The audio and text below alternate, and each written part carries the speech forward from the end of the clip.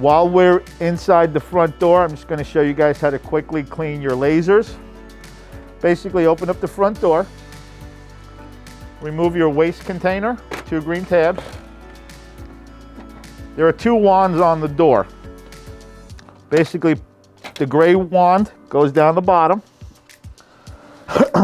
So right above the green little arrows, so on the green arrows, right above them, there's a notch. Basically, put your gray piece, slide it all the way in, pull it out, slide it in again, and then pull it out.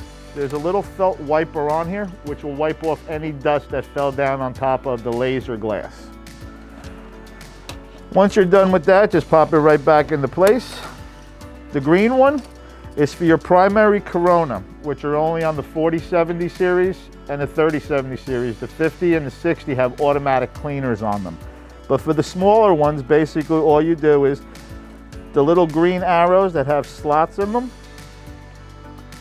just take your unit, face upward. Again, slide it in, slide it out, slide it in, slide it out. Move it to the next one, do the same thing. What that does is any paper hair that's sitting on your Corona unit will be cleaned off by this and give you a much better, crisper copy. Close the front door, and your copier is all ready to go.